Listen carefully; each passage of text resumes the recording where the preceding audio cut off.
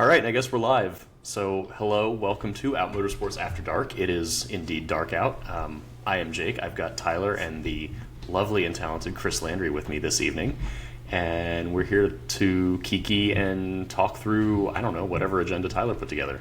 Oh my god, thank you guys so much for having me. I'm so excited. Yes. I know. You're like podcast queen now because you've been doing this for a little bit, and we're bumbling idiots, but so glad to have you here. Well, I genuinely appreciate the compliment there. I consider myself just to be impossible to get to shut up, and so therefore putting a microphone in front of my face and giving me yet another avenue in which to continue speaking it seemed natural, so thank you. Well, we're glad to have you here.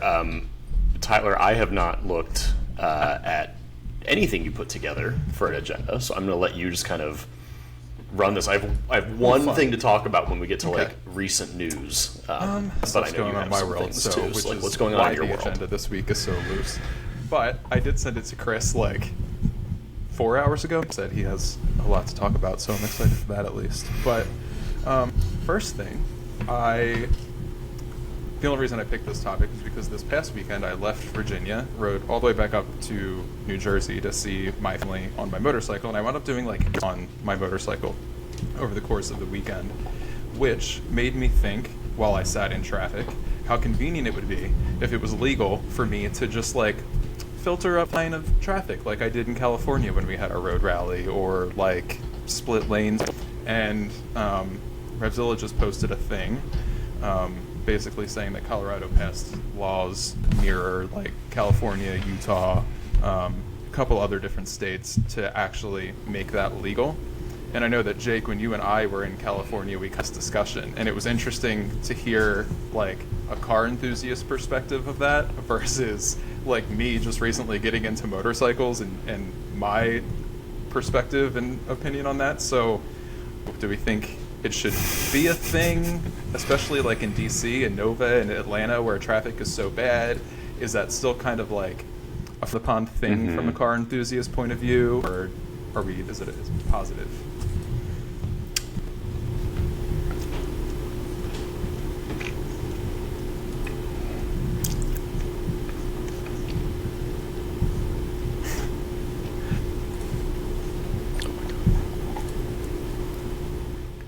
So, from my point of view, first of all, in DC proper, there currently are no driving laws. Yeah. The police don't enforce anything. So, and like that's not me being silly. There are just, you can do whatever you want, provided you don't run someone over. And if you do, like, you could apologize, and it's probably okay. So all that to say, people lane split here, and because it's not officially legal, I find it quite unnerving. Because it's unpredictable. The under 50cc mopeds. I think if I knew that this is one of the laws and they're allowed to do it, then great. And presumably if you're on a motorcycle with a motorcycle license, you've done some training and you're not like a total idiot on the bike. We have also been taken over by a proliferation of mopeds lately, where if you're 49 cc's, if I've got license plates that say 49 cc on them, you don't have to have them titled, registered, insured, whatever. And these people ride around. It's people who are doing DoorDash is what it is. Because it's I think they can list themselves as riding a bicycle on the app, so then they get better pricing and better. There's some reason that they do it. It's terrifying. And they ride in oncoming traffic. They go between sidewalks and streets. It's really not good, and it's kind of unhinged. I get that, and that's kind of what we were saying when we were in California. If it was just motorcyclists following some semblance of laws, we were saying that when we were in California too. It's one thing. I still think the notion of lane splitting is when you learned to drive your car. You were taught that, like, outrageous okay, to the me lane because between it the adds fast an lane and element the of middle lane is unpredictability where to motorcyclists the are roads. going to come up, and a little bit of extra room. Or when you're at the light, like, same deal. When you're at a red light, like, leave a little bit of extra room, I'm because curious people do to hear that in other California. thoughts. Unless you just said, like, as a native community, it's wild that it's legal everywhere. And I feel like it is a West Coast thing that they also do it for heat. If it's super hot and you you yourself don't want to overheat and you don't want your motorcycle to overheat, they let you split through the lanes, and I think it's a certain amount of months out of the year in Utah. I agree. When you have the problem and everyone knows what you're doing, it's a thing. There.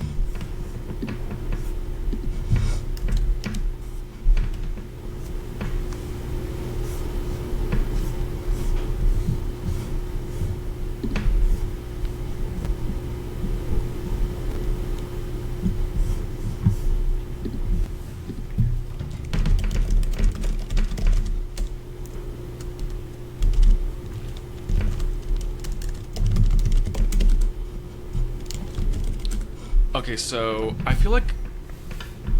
Excuse me, I just interrupted you. I'm so sorry. I actually came prepared with some stats, which I never do. So I have 6,000. an So opinion, this but is at these first are I all think I need stats you from to give me 2021. a definition 6,000 people in 2021 lane were killed on splitting motorcycles in the sense at all, of like, right? why Half would of those people I, didn't have as almost a half, motorcyclist 40% of those woman, people didn't have a motorcycle choose license to at lane all. splits? So they were riding What and is they the didn't have a benefit license at all. to, So if you just get your doing license that and you have the as proper opposed to training, not? Because you're- me, I you're do technically half less likely to possess die a on a motorcycle, license essentially. because I did but only the safety course and all those my things, original but, argument for lane splitting, I'm also what I'm getting terrified at, to even was that get it's safer on because one so many in a we city see so many environment. people So, getting rear-ended now. So Tyler, many I people feel like are you just ride driving their motorcycles a truck, lot, so, texting, like, or what is the hot there's goss people there? in the car, whatever's happening. My original argument for lane, yeah, that too, was that it was safer in the city because you didn't have to constantly check your mirrors, and there's a barrier between you and that person coming up behind. But it turns out only 7% of motorcycle accidents, so 7% of those 6,000 were fatalities due to being rear-ended. Like, is it still a statistic? Yes. But that was the one benefit that I felt really strongly about, and I guess, like, if you're that one person, feel strongly about that, and I would still want to filter up through the lanes for my own safety. Like, I go out of my way to not ride in the city as much or around the DC suburbs as much because it's so crazy. Like, I hop on express lanes and go all the way out to the mountains to not be around people. On Grindr. But if I was leaving things to myself safer, even if it's 10% more safer, then I would do it. So that has always been my argument for it. As far as, like, and that's for filtering. That's like the definition of to a red light is filtering through stopped cars. But as far as lane splitting, which is driving through, it's basically just to the right of the fast lane on the highway and just to the left of the middle lane. That's the lane splitting lane in legal states. Like, I think California is the only legal state. That's a whole other thing.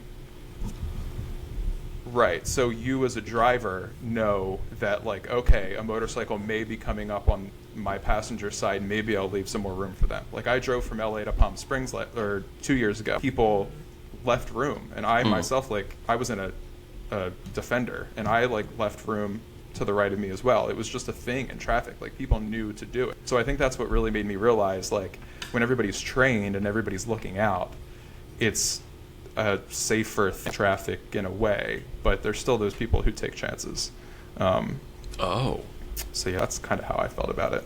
And I just found that statistic before we came here, and I was actually really surprised. It made my point pretty mute.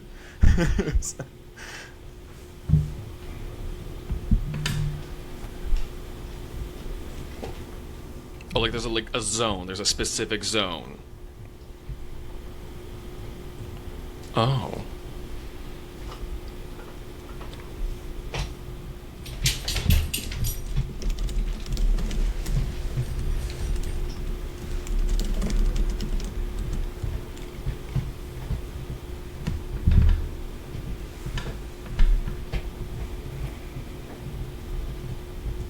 Mm-hmm.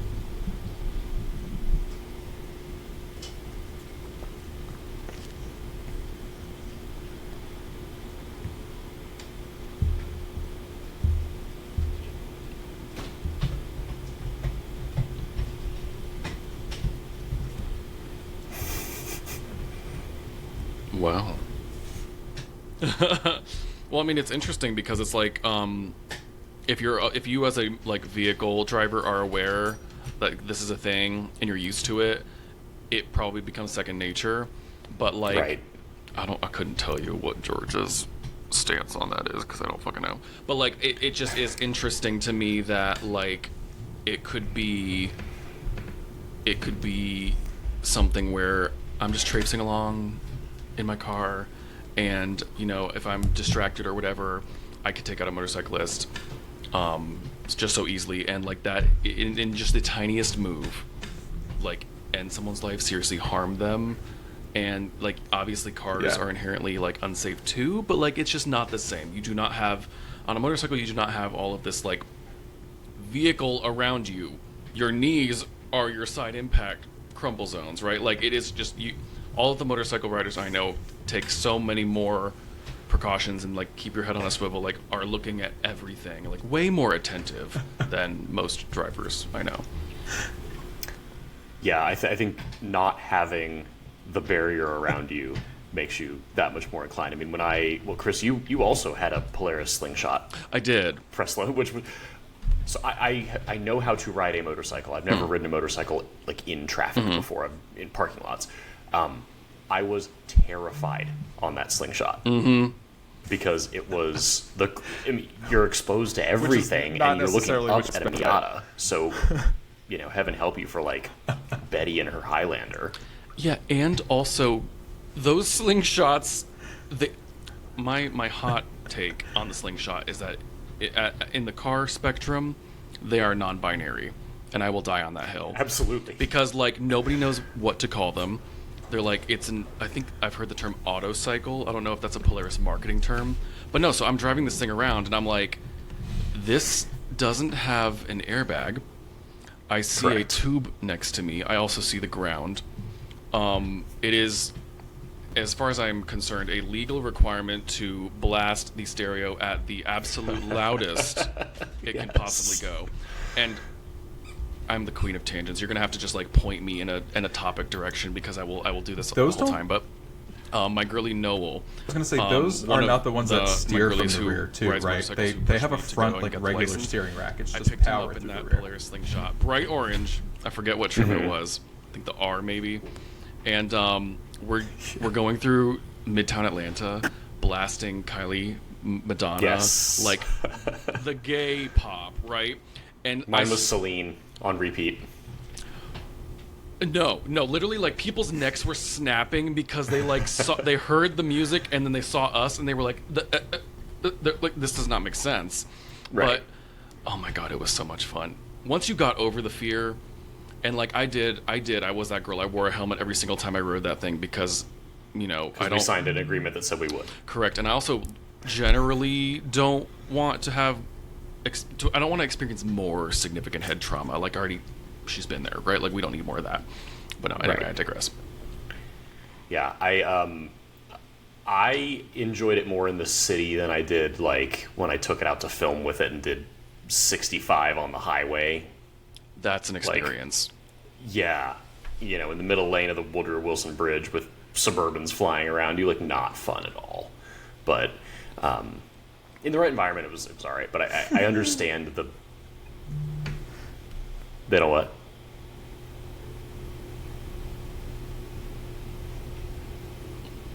No. Right.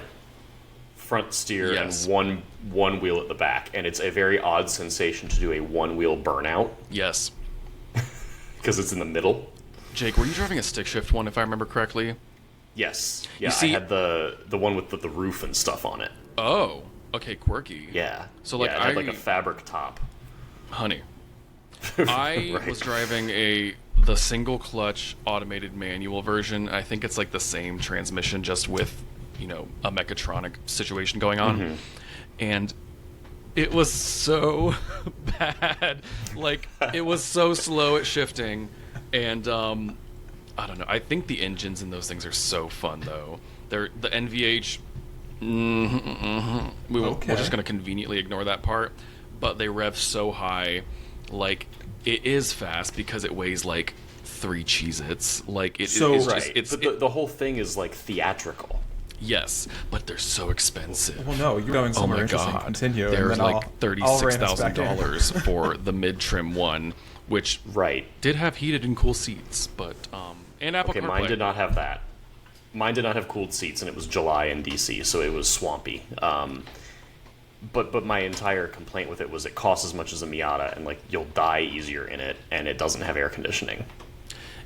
Yes, and it's like I really, something that I really intend to do at some point is like I want to go interview people who own these things and be like, you know, Yes. what is the niche appeal here? Because obviously it's entertaining. Like I was just laughing the whole time I was driving it when I wasn't like fearing for my life. It was like 50-50. Right. But I just want to know like why this? Like why her? Yeah. You can't drive it in all weather. Like, you know, not that everybody drives their like sporty girly cars in all weather, like, you know, rain or shine. But So then the I just question wanna know. Is, There's something, which is what I there's was, something for them. we were eventually going to get Speaking at. of pricing, Go ahead. I learned that the Toyota Camry build and price tool is live. Big news for out The question motorsports is, if you driving don't want to spend enthusiasts. $42,000 The on a all Camry, hybrid lineup of Camrys what else now can you available get, to build. or would you buy a loaded for Camry the same amount of XLE money is that might be $41,000. like a used luxury car, Okay. or Which I know, like a used I don't know sports why that car or broke my something brain. like that. I did this right before Like we there's joined. so many and other used car options that you can get within the past I don't like know. 5 It or seems 6 like a lot of years money. for roughly Do you the same recall price. And in our? I'm I'm one gonna of let them, Tyler go because we bought me and my boyfriend Shut one. the F up. And Yeah, I'm not gonna it's swear again. I promise. Like at this point, a 2017 Macan that we bought for $5,000 cheaper than we would have bought. Okay. Literally, our If you insist, was my like that was our logic. So, Jake, I feel like it was a couple weeks ago in one of our girly group what chats would you where I did the inflation conversion for my 1990 Accord, and so it's an EX, and that was top of the line for the year 1990, and I think it was like 16,000 something in 1990. And of course, Yeah. you know, if you just like turn your math brain off, which I like to do, you're just kind of I like, don't have one. right? You're just like, I don't know her. Yeah. You're just like, wow, that was so cheap. But then you put that into the inflation calculator. I want to say Yeah. it's just over $40,000. So I hear you say, you know, Camry XLE, $41,000, and we're kind of like twitching because, like, there's also the question of whether or not wages have kept up with inflation. That part. But, like, apparently you get a lot more car for your money these days, all You other do. things considered. You do. Before Tyler reins us in, yes, yes. yes. Well, no, you go because I'm going to make a point about this.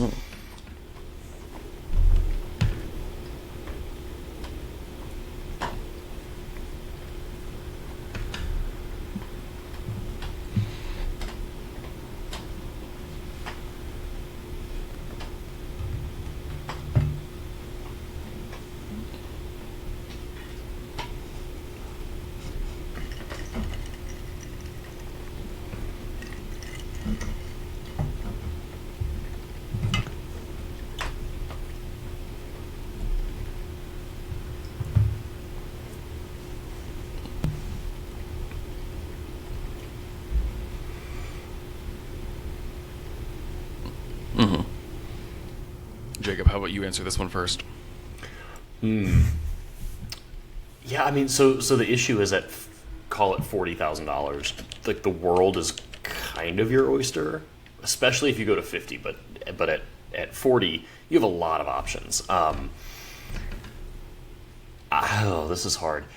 I think if you kept the same criteria of a Camry, so 4-door sedan, has to seat 4 people and carry their things. I mean, you could get a used 3 or 5 series. You could get a Mercedes Benz, C class, E class. Like you could do something like that. Probably a loaded Genesis G70, G80. I would absolutely be looking in the luxury tier of like sporty-ish sedans. Now you see, I like how you are like one car, because my brain, because I am mentally ill, was like, that's like 12 Volkswagen Phaetons. Like Right. But like I feel like the root of your question, Tyler, kind of like, obviously the cost to maintain a brand new Toyota Camry and the cost to maintain, I mean, even your Macan or like something, one of the things that Jake was describing, is like so not the same, right? Right. And I think that's a thing that, like, a lot of people do not consider. They're like, yeah, you can go buy, I don't know, something cute and hot and fun and flirty for the same price as a new Accord or Camry. That seems to be, like, a big, hot, like, comparison. And it's like, okay, Right. well, does it have a warranty?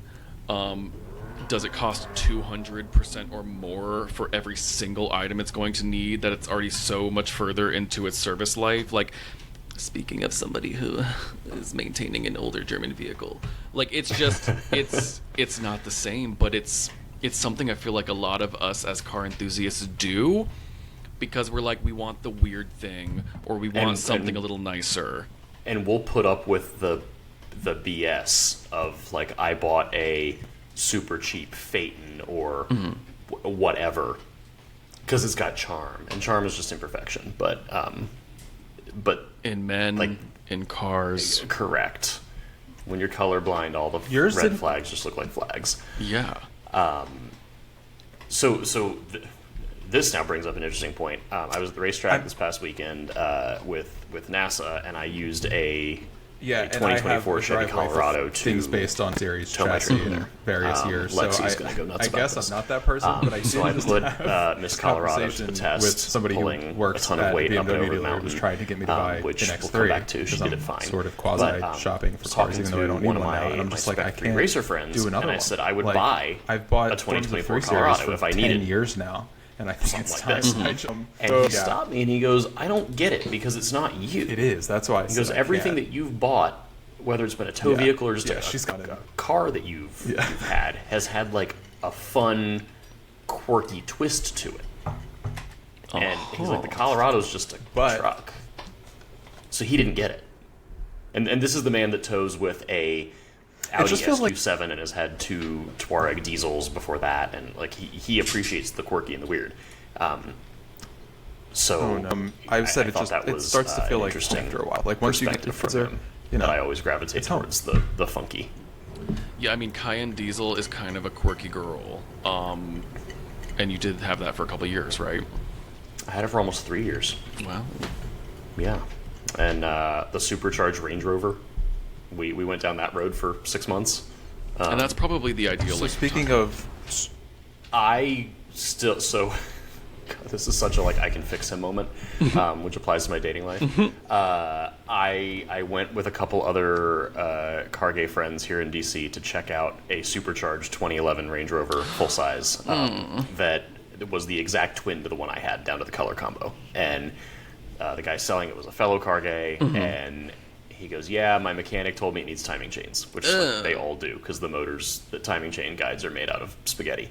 And I test drove it, and the person that had us look at it ultimately didn't buy that one, but the seller was, I think, willing to drop the price quite a bit, and I had this crazy idea for a brief period of like, well, I could buy it cheap and I can fix him and I can do it and I can have the car again, and like the memories are better than the reality of having another one. Are you that girl? Like, are y'all? I'm interested to hear this from you too, Tyler. Like, once you buy a car, do you like not want another one of the same thing? I'm on my 5th E36 BMW, so I don't know if that applies. ooh,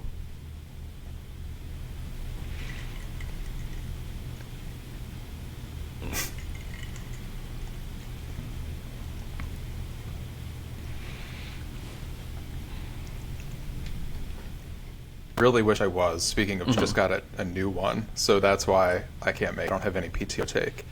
But what car dealerships? Because I used to work at a W dealership, and they've recently like leaned into this whole like, I mean, isn't an X3 mid-century-ish like, form of 3 thing? Series? Like the old BMW It's dealerships just that I used to an work at E90 has with full like heels. Herman Miller, Yeah. Knoll, like just, She's just everything looking in better it is work. just like Are And, you and part I of even that? tried with the Supra purchase to buy something, different, and I just bought a Z4. So, like, I mean, here I we say go down this that as if rabbit I hole. haven't had 3 Honda Accords, like, so. Right. So,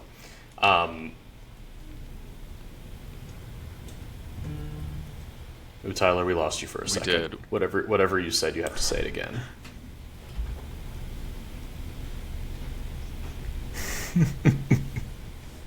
Yeah.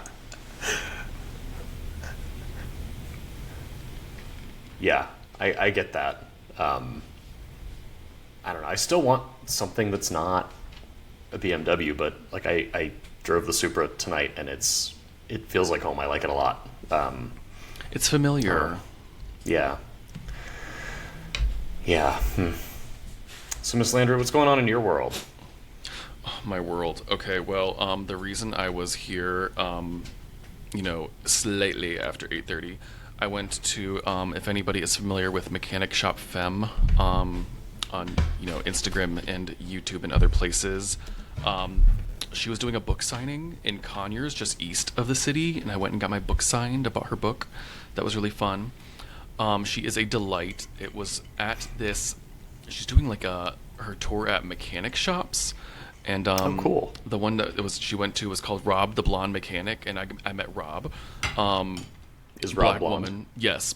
And Rob teaches like free like basic car like lessons for like especially for like women and like young couples that are like about to have a kid, just like the basics like change a tire, jumpstart your car, like it was really sweet. It was really cool. And then of course, oh my gosh, I mean, I've had a long day. I was at work at 8 a.m. to go to a meeting. For those girls who don't know what I do in my professional daily life, I work at an architecture firm doing mostly car dealerships. That is what drew me to the firm that I am at now. And so, architecture is what I went to school for, 6 years of my life. But no, so we just were having a long day today, and specifically. But Tyler, will you be at Pat D next week? Because that's the next thing on my radar. I was just about to say that.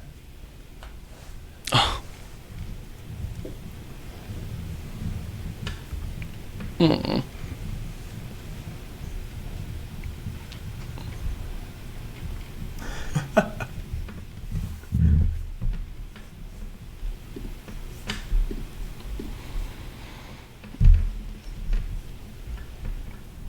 Uh-huh.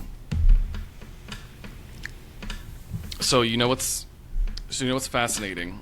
There is a woman named Nicole at my firm, and she reviews all of the we call them DID, design intent drawings, for BMW and Mini.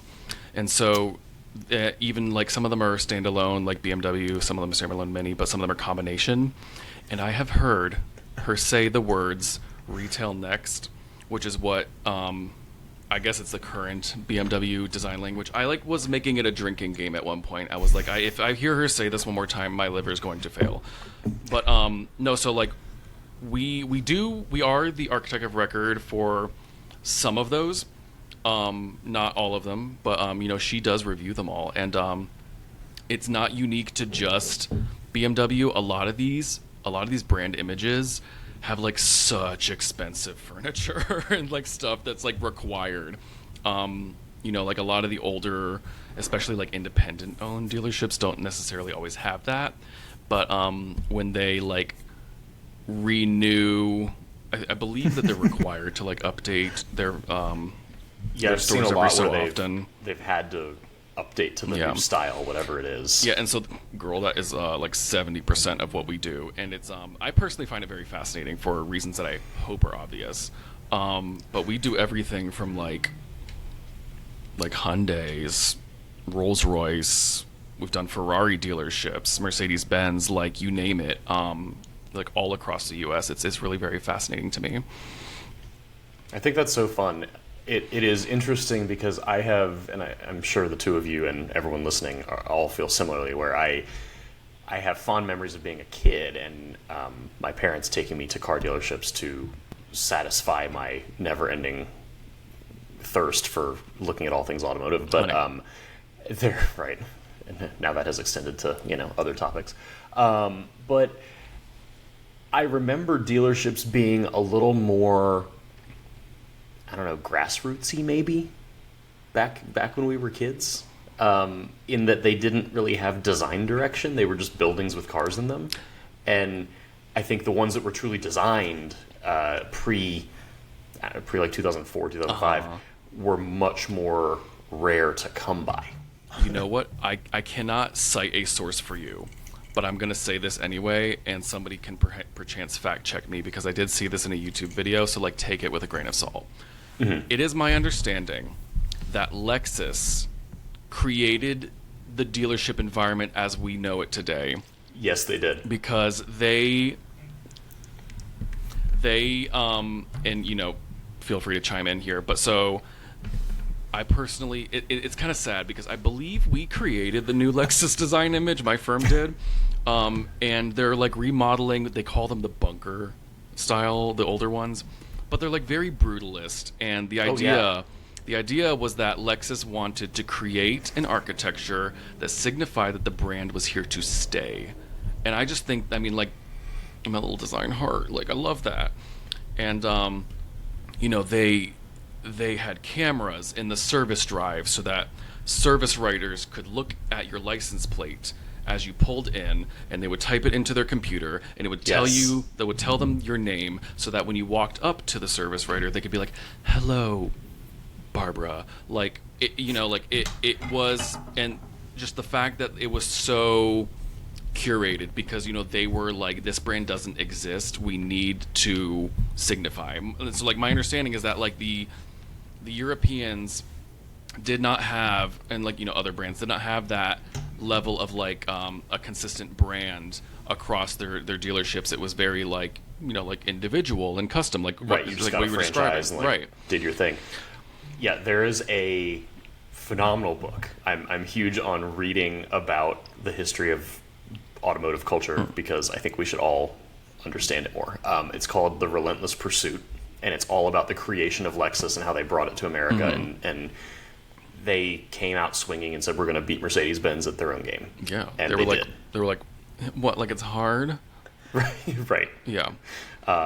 It is a phenomenal book. I wish I was there to be a part of like growing that business at the time, because you know, it was hard work that really paid off.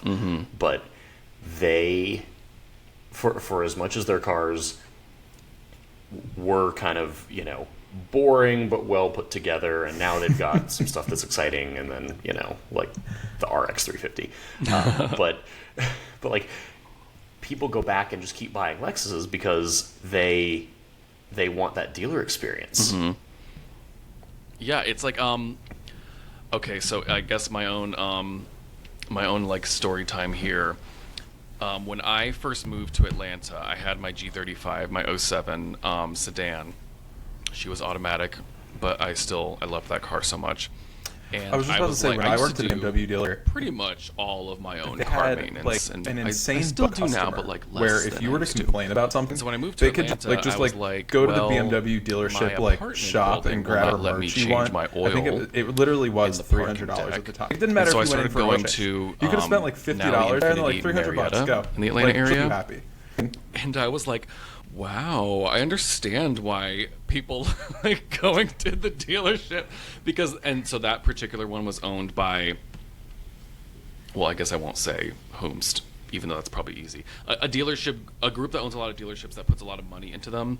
And so it was very clean. It was very nice. Like, it had been like remodeled relatively recently. And every time I went, also my service advisor was hot, and he like remembered me, and like we would kiki, and it was Goss, and he would be like, by the way, your car needs like, you know, $4,000 worth of like valve cover. Hey bestie, this is gaskets. a problem. And I was like, Miss Girl, I'm gonna go do that myself. So like, yeah. I'll see you at the next oil change, but like, I'm gonna go home to my parents' house and like not pay you for that. But no, so like it and then so, the best. This is actually hilarious. Again, Christopher, you're gonna have to just tell me to shut up at some point, because I will just go on and on and on.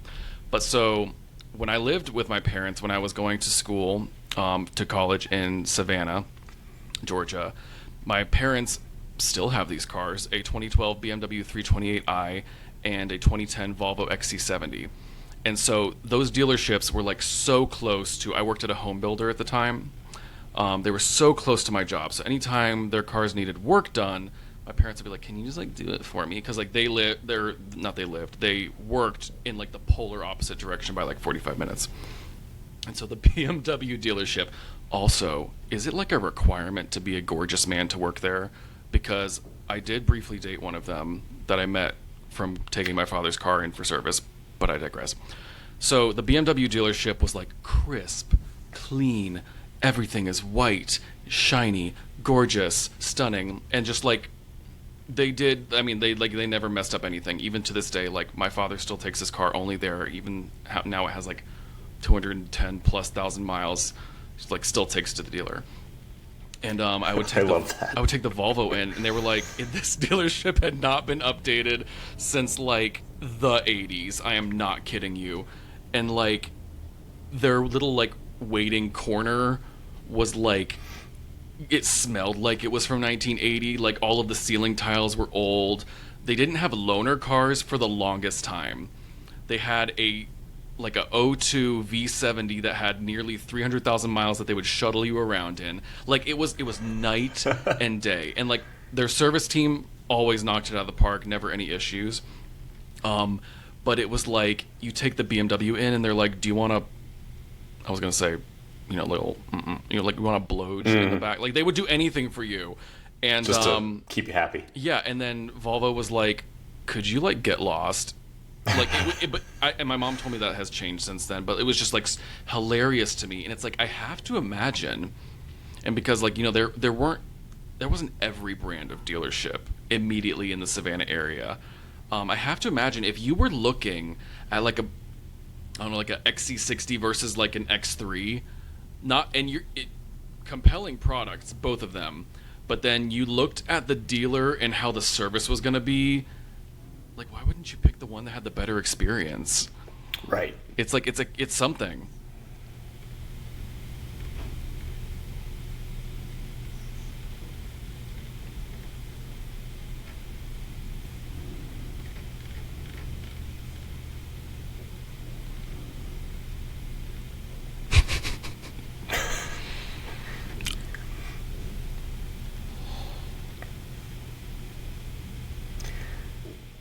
When I took the Cayenne in for its minor oil leak, if anyone recalls, when the engine came out of it, it took them a little while. They had to get the parts for everything, and they when they finished it all, they told me that the service advisor called me. She's like, well, what shirt size are you? And there was a bag in the back seat when I picked that car up with $750 of swag. Wow. I mean, I had lanyards, gym bags, like plural, a wallet, multiple shirts, like all sorts of stuff. And then this all went on, and it was still a problem. And then Porsche Corporate sent me like a $750 loyalty coupon for service at one of their dealers. Isn't that like one oil change for what was it? What was that deal? The dealer that you went to? I'll drag their name through the mud because they were really bad. Porsche Arlington. Drag her. Yeah. You get dragged if you're that bad. If you can't reassemble an engine. They had a flat rate for oil changes regardless of the model of vehicle, and it was $750. That literally makes me want to scream. Yeah, it was really gross. And for those watching the recording, Tyler just dropped because his laptop had an issue, so she'll be back. But that was a flat rate at that dealership. Other dealers I ended up having it fixed at Porsche of Chantilly, Virginia, and they I think the oil change there, if I had paid it, was like $300, which is also very expensive, but the diesels take like 11 quarts of oil or something crazy, and it was just a lot. So, but yes, Porsche Arlington, no matter what car, whether you had a GT3, 911, or a base V6 Cayenne with no options and like vinyl seats, $750. Are they still in business? They are. Literally, I don't know. And if anybody if any are girlianas in the chat, if you are, if you work at a dealership, perhaps in the service department, I don't know how those prices are set. Presumably independent of the brand, right? Because I don't know exactly how that kind of thing works, but it's like that just seems like extortion.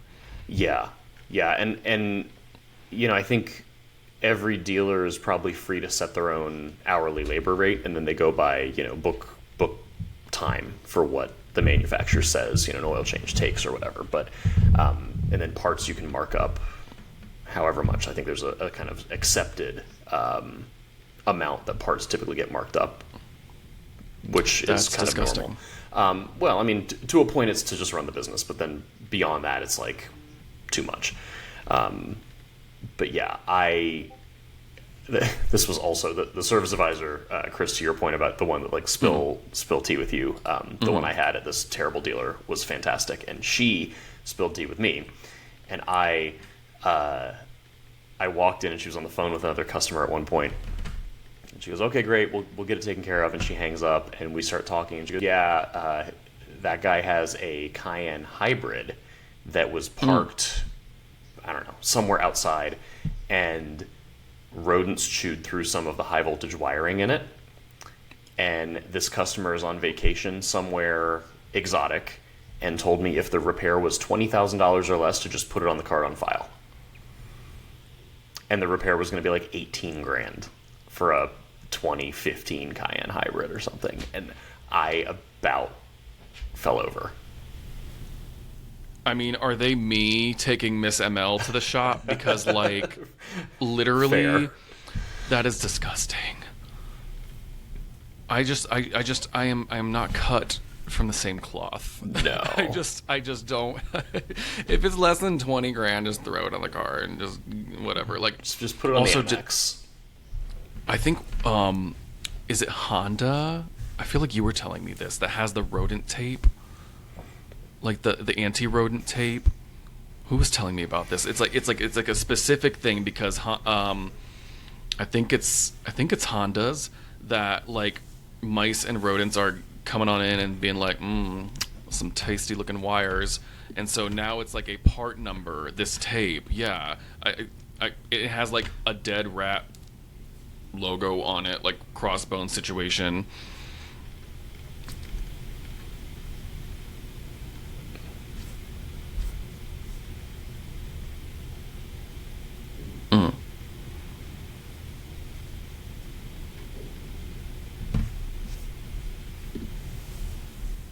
Oh yeah, girl, Mercedes-Benz, early 90s. I had one of those.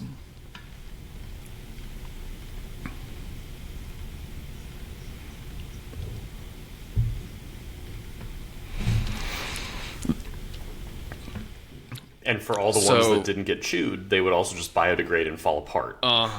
So that went really well for everyone. My 94 E320, when I bought it, it had 246,000 miles, and it was pristine. Like that car is why I'm like this. You can blame her. And it was a trade-in to the CarMax I worked at before I had that home builder job. And it literally, everything worked. Gorgeous paint, gorgeous interior. Like the air conditioning would just ice cubes fling at you, right? And I had looked when I learned of the, I think people call it eco junk, or at least the forums did in like 2010. And it had, the main engine harness had been replaced. And I was like, okay, work, like per. But the wiring in the entire car was made out of that stuff, right? So like I sold it like when it had just rolled 260. I had driven it daily for a while when my parents were building their house. My dad left his old job where he had a company car, and he was like, if I buy a car right now, RIP our mortgage rate. So what if your mother took your second car for a while? And I was like, cool. I love that I played myself into this situation. So Nia drove my 2010 Scion TC around for a while, and I drove the 94 E320. And which I never intended to do, but like that car served, it was great. But so I sell it, and like a month later, the guy calls me and he's like, "Hey, did you ever like have it like idle really weird and blah blah blah. And I was like, no, it was like perfect. And you know, like he believed me, and I was like, yes, I didn't sell you this like knowing it had any problems. And I was like, but you might want to take a look at like some harnesses and stuff, because like I know that's an issue. Those cars had a throttle by wire. Oh no. Like drive by wire. In '94, variable valve timing and drive by wire, and that harness had finally left the chat. I don't know, because he said he was doing some work on it. I don't know if he like brushed up against it and it all just like turned into Cheeto dust. But yeah, he rewired it himself and it was perfectly fine. It was incredible. Well, so speaking of expensive parts and things, on the flip side of all this, I know the two of you on this little call are also European car owners. Are you aware of the FCP Euro lifetime replacement warranty program? I am, but I live so far away that I am not mailing jugs of oil back to them. So I do not mail oil back to them. I have friends that do. However, I have paid for 2 sets of brake pads on my race car ever. Oh my god, you buy them from there? Yes, I have. They stock our spec pads. Yeah. Wow. Yeah. I do love me some FCP. I buy a lot of parts from there.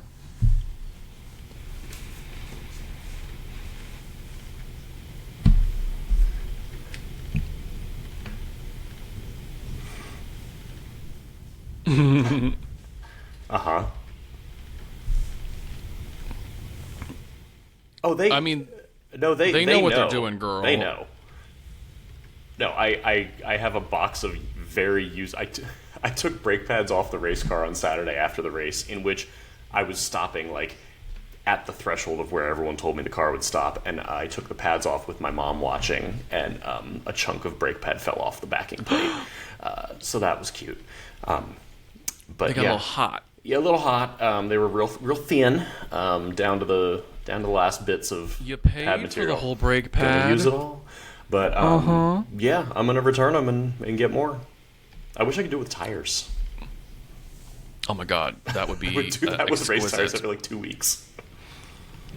Yeah, but yeah.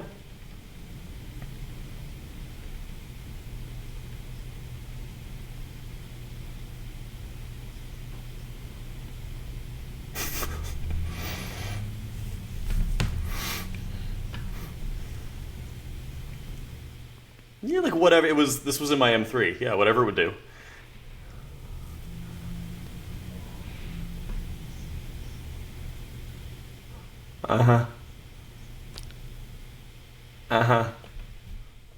Like the rotor. The rotor had a massive crack in it.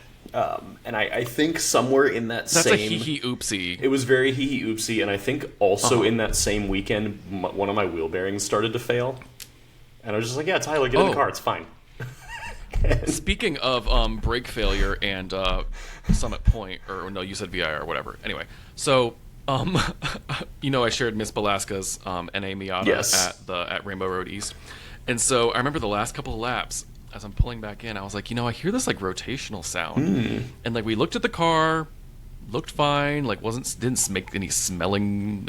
There's no smells or whatever, and so it survived the trip totally fine, and then Belasca gets it home and goes to take it off the trailer, and the left rear caliper was seized. Oh. But like old girl gave it everything at the track, and he said it was like $200 for he has this like, mechanic that he goes to, like an independent for that car.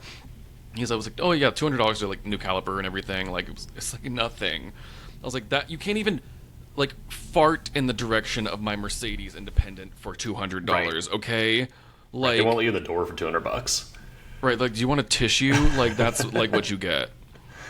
Yeah, I think all of us have had weird part failures and everything. Like my transmission, that was weird. That was a weird, also hee oopsie like serious moment. This one was fascinating this weekend. We have a friend of ours who was there with a Mark IV, like a 2000 GTI. I don't know. 2000, 2001, Yeah, whatever. MK4. No. This was at the VIR. NASA weekend at Summit Point this last weekend. Sorry, I didn't give Oh, context. at Summit Point. So he's a current college student, and he's getting into tracking this thing, and it's all built up, and it's really well done.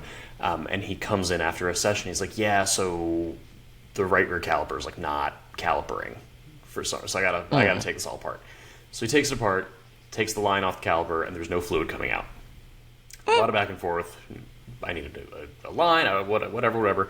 He gets his laptop out and does the ABS, like triggers the ABS pump to do all the bleeding. And still nothing. And he told me the next morning that he just got really, really frustrated and turned the car on and stood on the brake pedal with 2 feet and all of his body weight. And he felt something go pop, and then he got brake pressure back. And then he got fluid out of that line again. Was it just collapsed internally? I don't know. He said that the reason why the caliper was having an issue was the bleed screw failed and it was letting air in. So I think it might have sucked a little gravel, dust, or dirt in there and got clogged. Honey. But yeah, like brute force, it works. Have I told you all the story of day one with Miss ML? Did I tell you about that? Maybe me once, but like for the benefit of everyone else, yes. Go right on. Since I have Miss microphone in front of me. Okay, so story of buying Miss ML was that I desperately wanted that specific trim. I wanted to be Carolyn Burnham from Correct. American Beauty. I'm morphing into her as we speak. But so I was looking. What's that website that like for like 10 like weeks every car YouTuber was like Auto Tempest or something, the one that like will search like every platform, right? And so I found Miss ML. It was like through Auto Tempest, but it was a Craigslist ad, and it was in Clemson, South Carolina, about like I think 3 hours away, right? And so I was like, I guess I have to buy this car because that's the one, right? So I called the guy, and I was like, look, if it's as described, I'm gonna come buy it. And he was like, he's like, yeah, the key fob doesn't work right now, like, but it starts, and the check engine light was on, but it turned off, and I was like, cool, great. And we go there. It rolled 220,000 miles as I was test driving it. Everything was perfect, other than, and the check engine light was still off. We checked, was a pending code, never came back, knock on wood. But so I drive it home, and I get within, this is seemingly a trend of my life, I get within like a mile of my house, and it starts like getting really sluggish. But like, like engine's responding fine, transmission's fine. The right front brake rotor got red hot. I have a picture of it on my phone somewhere. And it looks through, I have like a stack of receipts in one of the many things on my shelf back there for that car. I think it was at least once, if not twice, in that car's service history that had happened to it. And they took it in, the people that owned it, the original owners, and it was like, cannot duplicate concern. They're like, car is like brakes stuck on, smoky, nearly on stinky, fire. Right, and then it just stopped, right? And so like that happens to me, and I'm like, and I feel cursed every single time I buy a car. Something happens to it day one, and then it's just fine. But so I leave the car for like 45 minutes. I like got it to my house, and that's why the rotor was red hot. And 45 minutes later, it was like, what? Like it just let go. And again, knock on wood, it has never done that again. Oh, so you didn't fix it? You just stopped doing it? No. So like, since then, brake fluid has been flushed. Front, caliper, or excuse me, front rotors and pads have been done. But like, it just was like, I'm fine now. What was that? Just a little like, eh.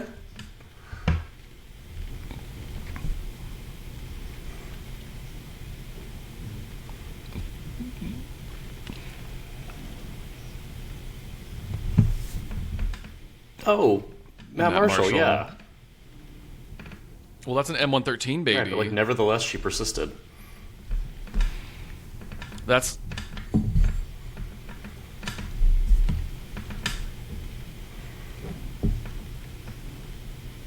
Oh my god.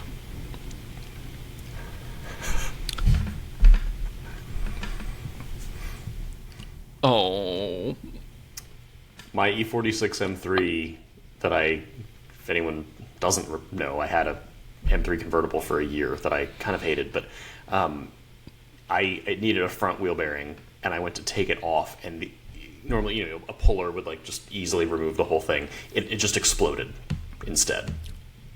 I'm like, I've been doing 65 on the Beltway with that. That's comforting. So. Oh my god, I have a story like that. When I had my 88 300 CE, that was my second W124. Oh my god, I miss that car. I bought it, and that car's first day failure was its alternator voltage regulator. That was super fun, but this is not what I'm talking about here. It had a clunk in the steering, and so, I was like, I guess I should look into that. Like, the rest of the car, very well maintained, everything worked, but Miss Clunkiana was not cute. And so I get under it one day, and was it the outer or the inner tie rod? I don't remember. It must have been the outer because it was the ball joint that was visible. It was literally just like slapping around. Like the ball joint was just like, she was just like a hot dog in a hallway in the knuckle part of it. And I literally like paused and like, I don't know, like stared off into the distance, and I was like, I cannot believe that didn't fail. Like, I was just like in such disbelief, and I literally was like, I am not driving this again until I get the new parts and install them. And like, I didn't. I was like, I was so sufficiently petrified by what I saw that I was like, I feel like I need to go pray to like somebody's deity, because that should not have worked, and it did. So on the topic of ball joints that were, and bushings and things, this will be my last story, and then we should probably wrap this up. But one of our pace car drivers for NASA drives an E60 M5 BMW. Ooh. And he let me take it out for a pace lap. And certain pace laps we take the time trial group around, and we want them to have a good amount of clear track ahead of them. So we kind of go around at like 45, 50, and then at a certain turn, that your job is to run away from them, so fast as you want to go. So he gives me the keys to this M5, and he's like, go for it. By the way, sometimes when you get on the brakes really hard, it kind of wanders. But like, it's fine. Just like, all right, I'm not going to not drive this M5. So I get it up to, this is at VIR, I get it up to 145 or so on the back straight, go for the brakes, and it like turns left. Horrifying.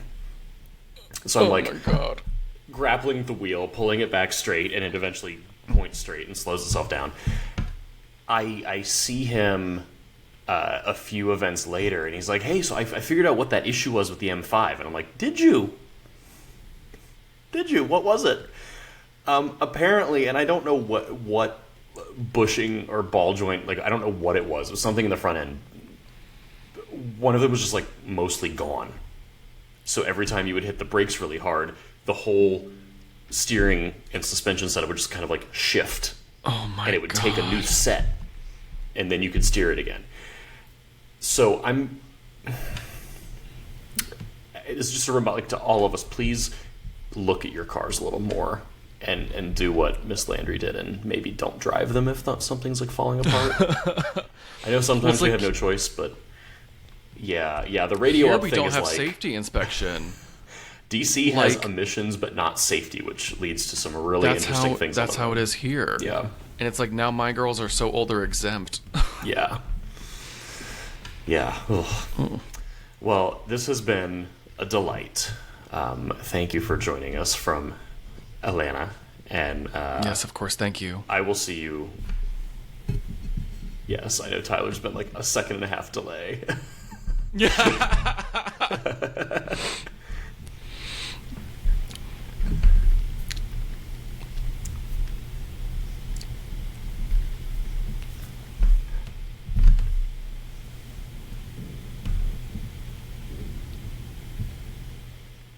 Honey. Yes. Honey. That is, if our house is something like a lot nicer, you know why.